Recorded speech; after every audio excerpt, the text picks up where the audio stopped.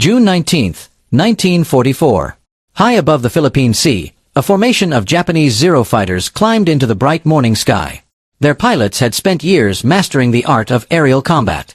Many were veterans of China, Pearl Harbor, and Guadalcanal. They had defeated nearly every Allied fighter sent against them, and to most of them, this mission felt no different. Then they spotted the Americans. The new fighters looked enormous. Their thick wings and bulky fuselages seemed almost laughable compared to the sleek, lightweight Zero. Some Japanese pilots had already nicknamed them flying tanks, convinced that such heavy aircraft could never survive a proper dogfight. The battle, they believed, had already been decided. What they didn't know was that America had stopped trying to build a better Zero. Instead, it had built the perfect Zero killer. Within a few hours, hundreds of Japanese aircraft would be falling into the Pacific. Within weeks, veteran squadrons that had dominated the skies since 1941 would be shattered beyond repair. Within a year, the fighter they had mocked would become the undisputed ruler of the Pacific skies. But this isn't simply the story of an airplane. It's the story of two completely different philosophies of war. Japan believed victory belonged to extraordinary pilots flying lightweight, highly maneuverable machines. America believed victory belonged to ordinary pilots flying aircraft designed to survive, adapt, and fight another day. One philosophy depended on individual brilliance. The other depended on engineering, teamwork, and industrial power. The F6F Hellcat wasn't the fastest fighter of the war. It wasn't the most graceful. And it certainly wasn't the most beautiful. But hidden beneath its rugged frame was a machine designed to exploit every weakness of Japan's legendary Zero. It could absorb punishment that would destroy lighter fighters. It could dive faster than its enemy could follow. And with 6.50 caliber machine guns, it could unleash a wall of fire capable of tearing apart even the most experienced Japanese ace in seconds. The pilots climbing into those Hellcats didn't know they were about to change the course of the Pacific War. Neither did the Japanese pilots who laughed when they first saw them. Before the day was over, many would discover that the greatest threat in the sky wasn't the aircraft they feared. It was the one they had underestimated. In the first months of the Pacific War, the Mitsubishi A6M Zero earned a reputation unlike any other fighter aircraft in the world. Over Pearl Harbor, it escorted Japanese bombers with devastating precision. In the skies above the Philippines, Malaya, and the Dutch East Indies, Allied pilots quickly discovered that fighting the Zero on its own terms was almost always fatal. It climbed faster, turned tighter, and seemed to dance through the sky with effortless grace. To Japanese aviators, the Zero wasn't just a fighter, it was proof that superior skill could overcome superior numbers. Its pilots became legends. Many had trained for years before ever entering combat. They practiced relentlessly, learning to squeeze every ounce of performance from their lightweight aircraft. Against inexperienced Allied pilots flying outdated fighters, the results were devastating. By the end of 1942, confidence had turned into certainty. Japanese commanders believed their pilots remained the finest in the world. Then American intelligence began studying every encounter with the Zero. Recovered wreckage was examined piece by piece. Combat reports from surviving pilots were compared line by line. Engineers weren't searching for ways to copy the Japanese fighter. They were searching for its weaknesses.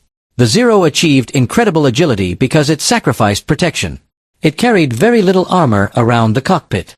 Its fuel tanks lacked the self-sealing technology found in newer American fighters. One well-placed burst of heavy machine gun fire could ignite the aircraft or cripple its controls. The challenge wasn't discovering those weaknesses. It was building a fighter capable of exploiting them. That responsibility fell to Grumman Aircraft Engineering. The company's designers listened carefully to the pilots returning from the Pacific. Again and again, they heard the same advice. Don't build another Zero.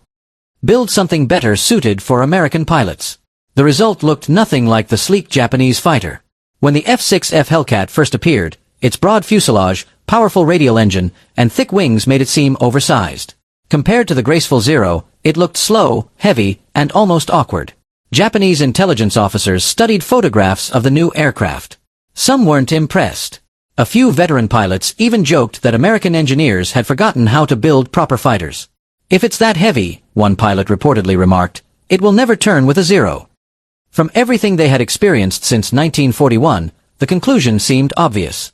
A heavier aircraft meant a slower aircraft. A slower aircraft meant an easy victory. On paper, their confidence appeared justified. The Zero weighed significantly less than the Hellcat and could still outturn almost any fighter in the Pacific. But appearances were deceiving. American engineers had never intended the Hellcat to win a turning contest. Instead, they designed it around a completely different philosophy. Give the pilot enough speed to choose when to fight. Enough armor to survive mistakes. Enough firepower to end a battle quickly. And enough strength to return home, even after taking damage. It was a fighter built for survival, not perfection. That difference was easy to overlook from a distance. To Japanese pilots watching through binoculars, the Hellcat was simply another large American aircraft preparing to repeat the mistakes of its predecessors. They expected young American aviators to chase Zeros into tight turns. They expected another display of superior Japanese flying. What they didn't realize was that the pilots climbing into those Hellcats had been taught an entirely new way to fight. Their instructors gave them one rule above all others. Never fight the Zero on its terms. Use altitude. Use speed. Attack once. Climb away. Then strike again. It wasn't as spectacular as the swirling dogfights that filled newspapers and newsreels. But it was devastatingly effective. The stage was now set for the first true test of Grumman's new fighter. Somewhere over the vast Pacific, two completely different ideas of air combat were about to collide. One relied on unmatched pilot skill. The other trusted engineering, teamwork, and discipline. Only one of them would dominate the skies by the end of the war. While Japanese pilots placed their faith in agility, engineers nearly 7,000 miles away were asking a very different question. What if the best fighter wasn't the one that could turn the tightest? Inside Grumman's factories on Long Island, New York, combat reports from the Pacific arrived almost weekly. Every damaged aircraft, every pilot interview, and every gun camera film was carefully analyzed. The conclusion surprised no one. The Zero wasn't unbeatable. American pilots were simply fighting the wrong battle. Again and again, experienced aviators described the same mistake. Young pilots would spot a Zero, pull into a sharp turn to follow it, and within seconds find themselves staring down the barrels of Japanese machine guns. The Zero excelled in close-range dogfights. So Grumman decided the Hellcat would avoid them altogether. Instead of sacrificing protection for agility, the engineers made a bold decision. The pilot would come first. Armor plates surrounded the cockpit, shielding the pilot from enemy fire.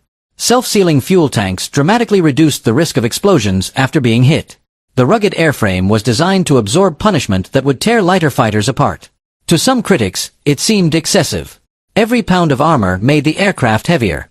Every extra layer of protection reduced maneuverability. But Grumman wasn't building an airplane for air shows. It was building a machine for war. Powering the Hellcat was the massive Pratt & Whitney R-2800 double Wasp engine, producing more than 2,000 horsepower. It gave the fighter incredible acceleration in a dive and enough raw power to climb quickly after making a high-speed attack. Unlike the Zero, the Hellcat didn't need to outturn its opponent. It only needed to control the fight. American instructors drilled this philosophy into every new naval aviator. Altitude is life. Speed is life. Never throw away your advantage. Instead of chasing enemy fighters through endless circles, Hellcat pilots learned to strike from above, unleash a devastating burst of fire, then climb back to safety before the enemy could react. It became known as boom and zoom tactics. Simple, disciplined, deadly. The Hellcat's 6.50 caliber Browning machine guns reinforced that strategy perfectly. A brief 2-second burst could send dozens of heavy rounds toward an enemy aircraft, often causing catastrophic damage before the Japanese pilot even realized he was under attack. American pilots didn't need to stay behind a Zero for long. One accurate pass was often enough. Even more important was what happened after the battle. Hellcats that returned riddled with bullet holes could usually be repaired within days. Ground crews often stood amazed as damaged aircraft rolled onto carrier decks with shredded wings, cracked windshields, or engines leaking oil. The pilots climbed out. The mechanics went to work. Soon, both were back in action. For Japan, the situation was very different. A damaged Zero was often beyond repair. A lost veteran pilot was almost impossible to replace. Years of combat experience disappeared in an instant. As the war dragged on, that difference became increasingly important. America wasn't just preserving airplanes. It was preserving pilots. Every experienced Hellcat pilot who survived one mission became even more dangerous on the next. Every battle created veterans instead of casualties. It was a cycle Japan struggled to match. Yet many Japanese commanders still underestimated the new American fighter. From a distance, they saw only its size. Its bulky fuselage. Its thick wings. Its heavy engine. They assumed all that weight made it inferior. What they couldn't see was the thinking behind the design. The Hellcat wasn't trying to be the most graceful aircraft in the sky. It was designed to keep fighting when other fighters could no longer stay airborne. Soon, Japanese pilots would discover that winning a dogfight meant very little if the enemy refused to fight one. And over the vast blue waters of the Pacific, the Hellcat was about to prove that survival, not maneuverability, would decide who ruled the skies. 4 months, the F6F Hellcat had trained relentlessly with American carrier squadrons. Now, it was finally about to prove itself in combat. Its first major test came in late 1943 during raids across the Central Pacific. As American carriers launched wave after wave of aircraft against Japanese positions on Wake Island, Rabaul, and the Gilbert Islands, Hellcat pilots encountered the enemy fighter they had been preparing to face for over a year. The legendary Zero. Many of the American pilots were entering combat for the very first time. Across the sky, experienced Japanese aviators expected another familiar victory. Instead, they encountered something they had never faced before. The Americans refused to fight their battle.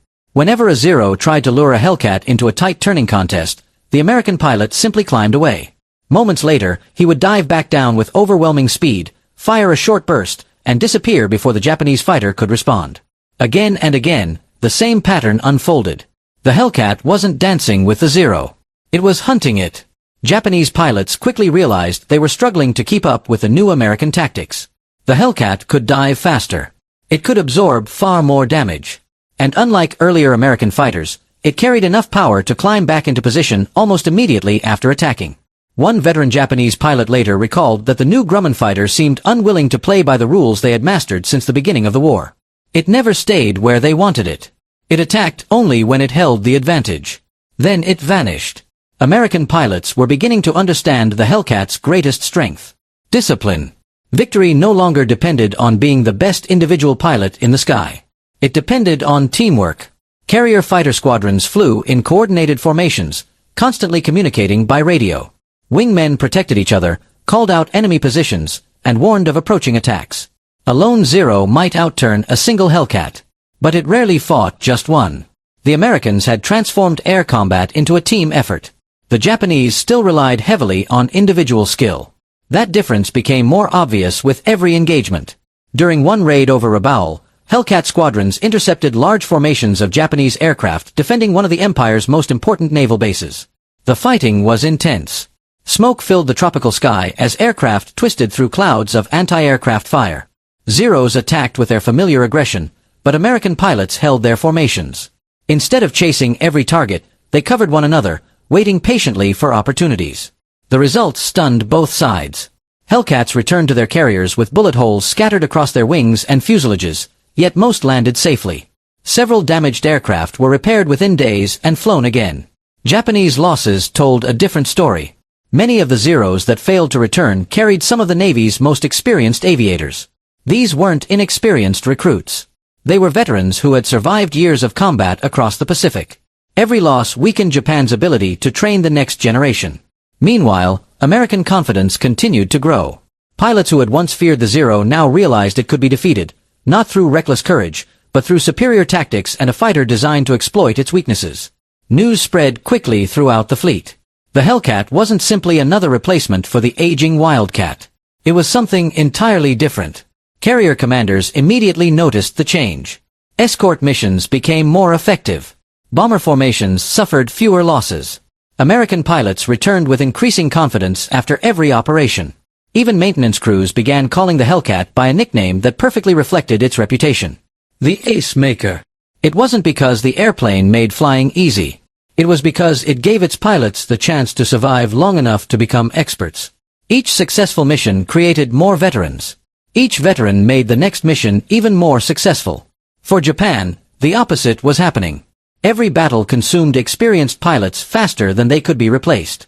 The balance that had once favored the Zero was beginning to shift.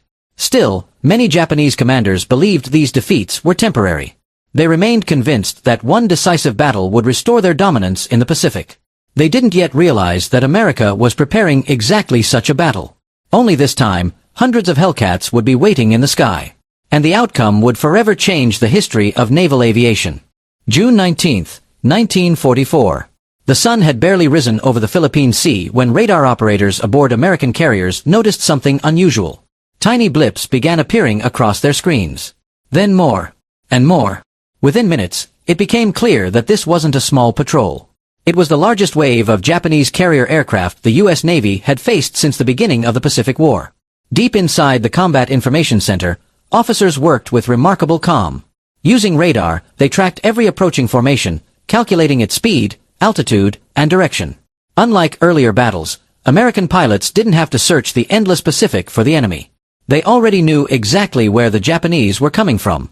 Across the fleet, alarms echoed through steel corridors. Enemy aircraft approaching. Flight deck crews rushed into action. One after another, F6F Hellcats roared off the carriers, climbing rapidly into the bright morning sky. Within minutes, dozens became hundreds, spreading into disciplined formations as fighter directors guided them toward the incoming enemy. Far ahead, Japanese pilots believed they still held the initiative. Many had flown from carriers that represented the last hope of restoring Japan's naval air power.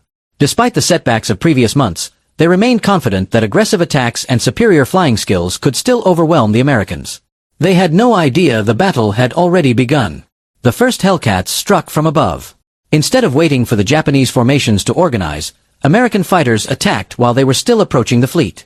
Diving out of the sun, they fired short, devastating bursts before climbing away to prepare for another pass. The Japanese tried to respond. Zeros turned sharply, searching for the familiar turning battles that had brought them victory for years. But the Hellcats refused to stay. They attacked with speed, broke away, then attacked again. Again and again, the same tactic shattered Japanese formations before they could reach the American fleet. Pilots who survived the first attack suddenly found themselves facing another from a completely different direction. Radio communication allowed Hellcat squadrons to coordinate every move. If one pilot missed his target, another was already diving into position. The sky became a deadly assembly line. Meanwhile, American anti-aircraft guns added another layer of defense.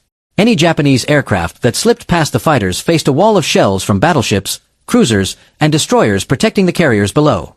For the attacking pilots, there was almost nowhere to hide. Within hours, the scale of the disaster became impossible to ignore. Japanese aircraft were falling into the sea faster than rescue crews could respond.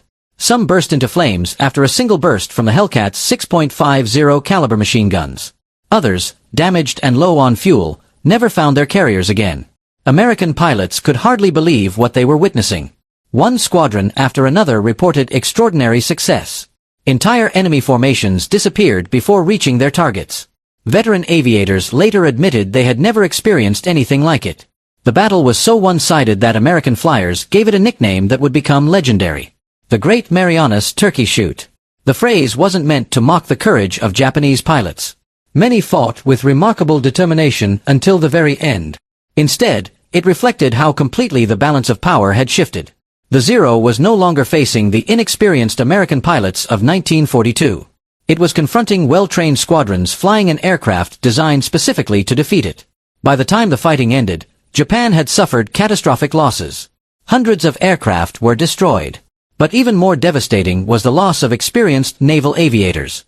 These were men who couldn't be replaced by simply building another airplane. Years of combat experience vanished in a single day. American losses, by comparison, were remarkably light. The Hellcat had done exactly what Grumman's engineers intended. It protected its pilots. It allowed disciplined tactics to succeed. And it proved that survival could be just as powerful a weapon as maneuverability. When the surviving Japanese aircraft finally returned, many carrier decks were nearly empty. Pilots looked around for friends who would never land. Squadron commanders counted aircraft that simply weren't coming back. It wasn't just another defeat. It was the collapse of Japan's elite carrier air arm. From that day forward, the Imperial Japanese Navy would never again possess the experienced pilot force that had once dominated the Pacific. And for the F6F Hellcat, the battle marked the beginning of a new reputation. It was no longer the heavy fighter Japanese pilots had laughed at. It had become the aircraft that now ruled the skies over the Pacific. The Great Marianas Turkey Shoot marked more than a crushing Japanese defeat. It marked the end of an era. For years, the Mitsubishi Zero had been the undisputed king of the Pacific skies. Its incredible agility had allowed skilled pilots to dominate nearly every opponent they encountered. But by the summer of 1944, the qualities that once made the Zero legendary had become serious disadvantages. The war had changed. Technology had changed. And America had changed even faster. The Zero had been designed before the war with one goal above all else: maximum maneuverability. To achieve that, its designers accepted difficult compromises. Armor protection was minimal. Self-sealing fuel tanks were largely absent. Every unnecessary kilogram was removed to make the aircraft lighter and more agile. In 1941, those sacrifices paid off. Against outdated Allied fighters, the Zero seemed almost unstoppable. But by 1944, American aircraft were no longer trying to match the Zero's turning ability. Instead, they attacked its weaknesses. Hellcat pilots avoided slow turning battles and relied on speed, altitude, and teamwork.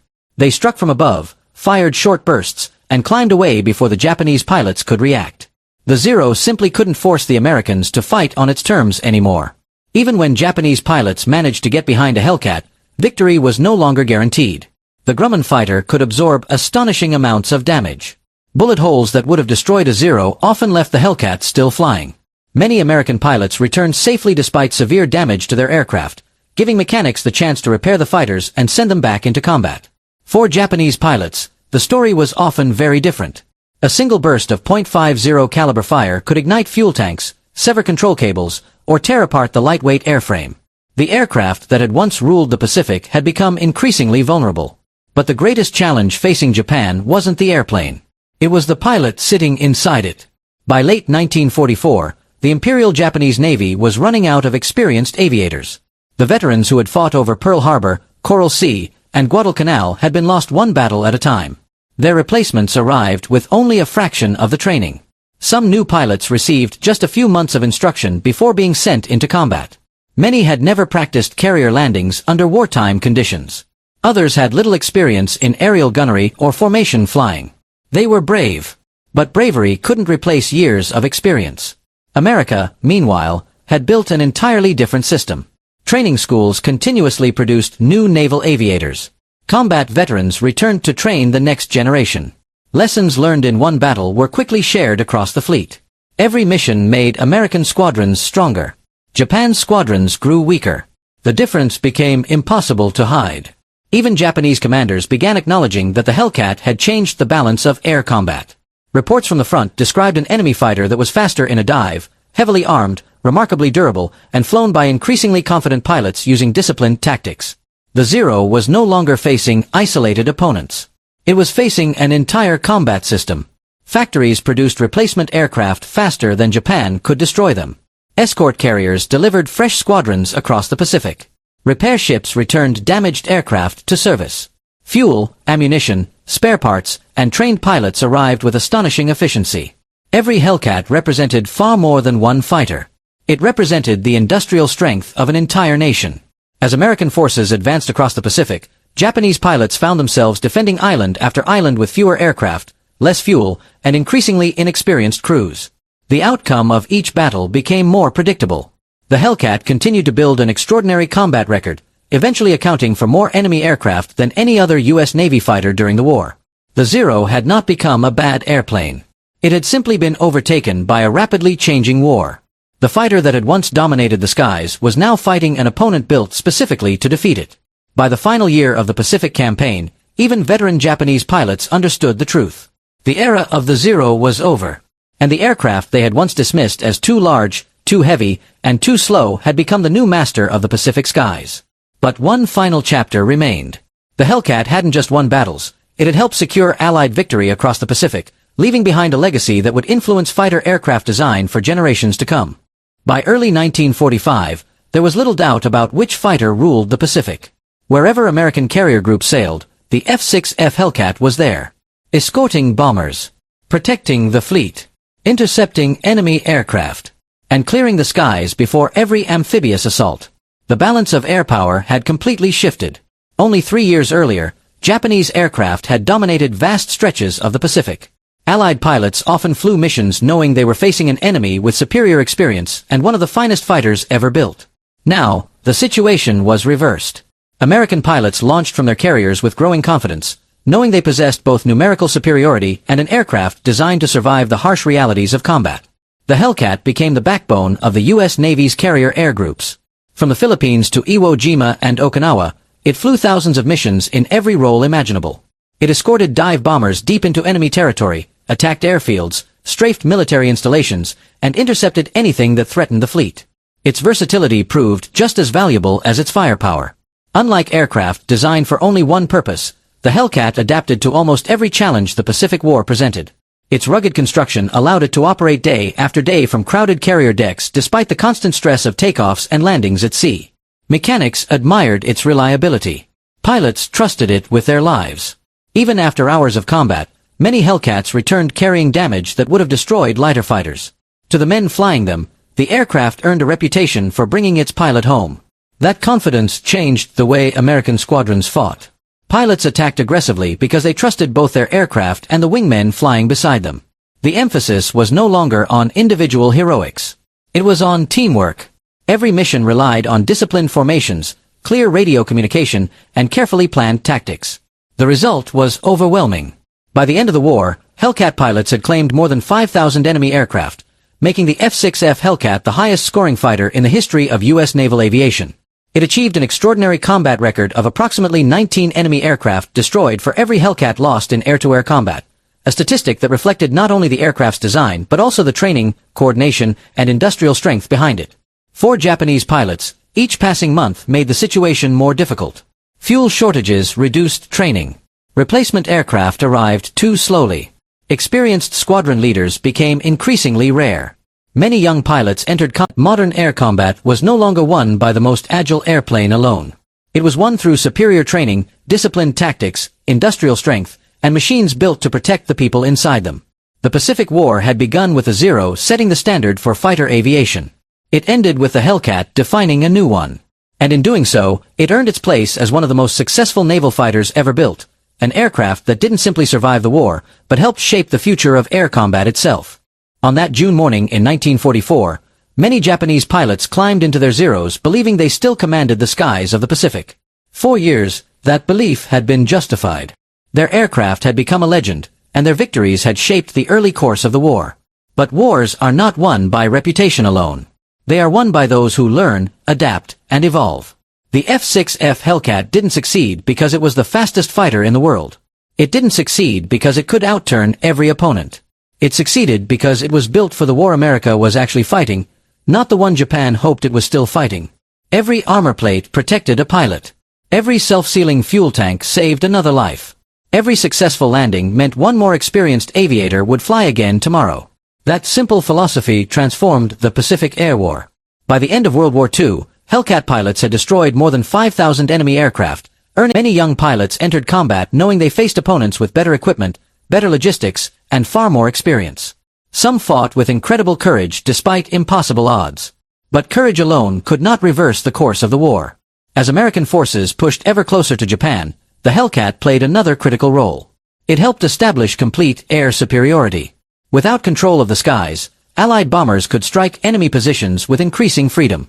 Naval task forces operated with greater confidence, while amphibious landings received constant fighter protection overhead.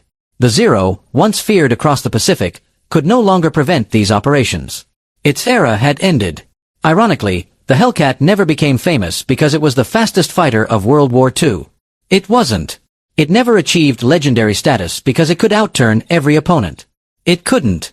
Its success came from something far more important. Balance. It combined speed, firepower, protection, reliability, and ease of maintenance into one remarkably effective machine. Most importantly, it was designed around the pilot. Every engineering decision reflected a simple philosophy: keep the pilot alive so he could fly another mission tomorrow. That philosophy transformed the Pacific Air War. By August 1945, as the Second World War drew to a close, the skies above the Pacific looked nothing like they had 4 years earlier. The aircraft that Japanese pilots had once laughed at had become the standard by which every carrier fighter was judged. The Hellcat didn't just defeat the Zero. It proved that